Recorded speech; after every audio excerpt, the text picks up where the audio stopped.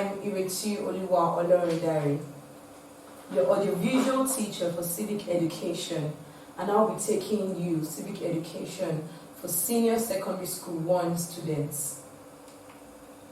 This is an audiovisual aid to learning and better understanding of civic education for senior secondary school 1 students, and it is according to the NECO curriculum for the students. Before we move ahead, you might ask me, what is civic education? Civic education in a democracy is education in self-government. Democratic self-governance means that citizens are actively involved in their own governance. They do not just passively accept the dictates of others or accept the demands of others. As Aristotle puts it in his book, Politics, written 340 BC. If liberty and equality, as is taught by some, are chiefly to be found in democracy, they will be attained when all persons alike share in the government to the utmost. In other words, the ideals of democracy are most completely realized when every member of the political community shares in its governance. Members of the political community are its citizens. Hence, citizenship in a democracy is membership in the body politics. Membership implies participation, but not participation for participation's sake. Citizen participation in a democratic society must be based on informed critical reflection and on the understanding and acceptance of the rights and responsibilities that go with that membership. Moving ahead to the importance and disposition of civic education. 1. Becoming an independent member of the society.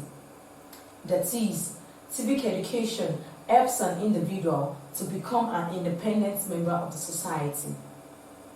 Explaining further, this disposition encompasses adhering voluntarily to self-imposed standards of behavior, rather than requiring the imposition of external controls, accepting responsibilities for the consequences of one's actions, and fulfilling the moral and legal obligations of members in a democratic society. 2. Assuming the personal, political, and economic responsibilities of the citizens. These responsibilities include taking care of oneself, supporting one's family, caring for, nurturing, and educating one's children. They also include being informed about public issues, voting, paying taxes, serving on juries, performing public service, and serving in leadership positions commensurate with one's talents. 3. Respecting individual worth and human dignity. Respecting others means listening to their opinions, behaving in a civil manner, considering the rights and interests of fellow citizens, and adhering to the principle of majority rule, but recognizing the rights of the minority to dissent. 4. Participating in civic affairs in a thoughtful and effective manner. That is, before an individual will engage in any civic affairs, such an individual needs to do a reflective thinking before going ahead. Moving on, this disposition entails becoming informed prior to voting or participating in public debates, engaging in civil and reflective discourse, and assuming leadership when appropriate. 5. Promoting the healthy functioning of constitutional democracy.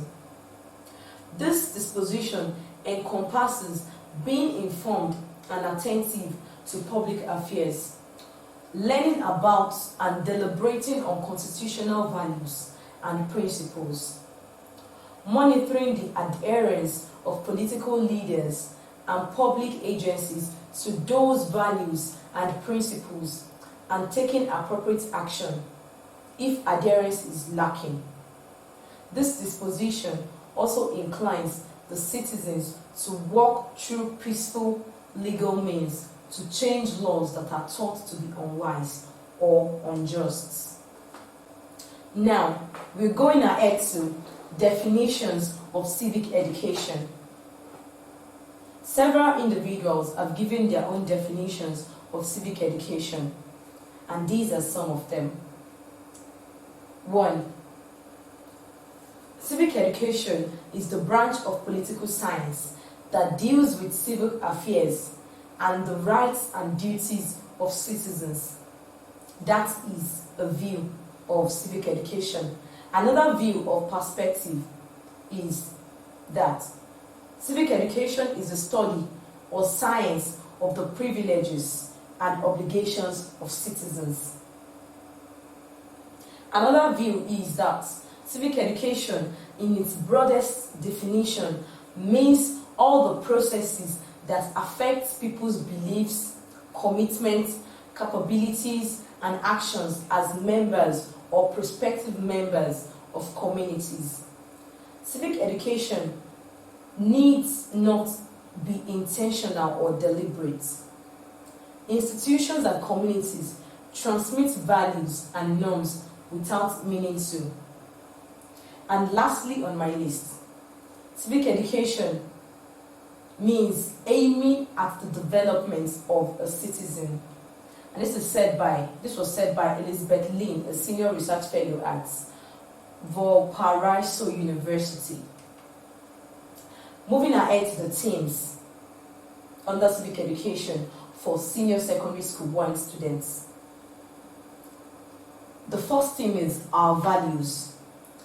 Then the second theme is emerging issues. The third theme is citizenship. The fourth theme is representative democracy. The fifth theme is pillars of democracy. The sixth theme is human rights. The seventh theme is courtesan. And the last theme, which is the eighth theme, is law and order. Our first theme on civic education for senior secondary school is our values. Objectives. At the end of this lesson, students should be able to define and identify types of values, explain justice and selflessness, demonstrate incidences of selfless activities. What is value?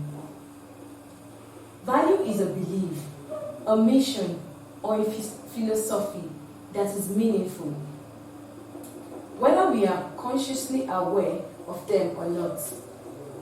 Every individual has a core set of values. It can be in form of belief, principles, or ideas people attach to things based on their sense of values. Types of values. Justice. Justice is the concept of moral rightness based on ethics, rationality, law, natural law, religion, fairness, or equity, along with the punishment of the breach of the said ethics. It means, under justice, when a breach of law, natural law, religion, or rationality, when it occurs, it attracts punishment, and justice must be upheld, so the punishment must take place. Number 2, selflessness. This means having little or no concern for oneself, especially with regard to fame, position, money, and so on. That is, Being selfless, showing selfless attitudes, behaviors, not being concerned about oneself alone, putting others into consideration, concerning ourselves about others,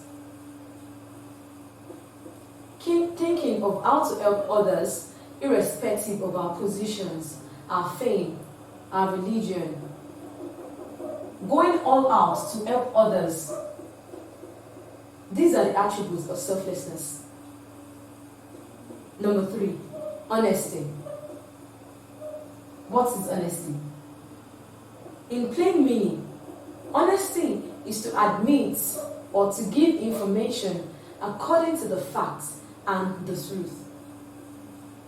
Someone's honesty is being marked by the accuracy of one's confession and the truth of what has happened.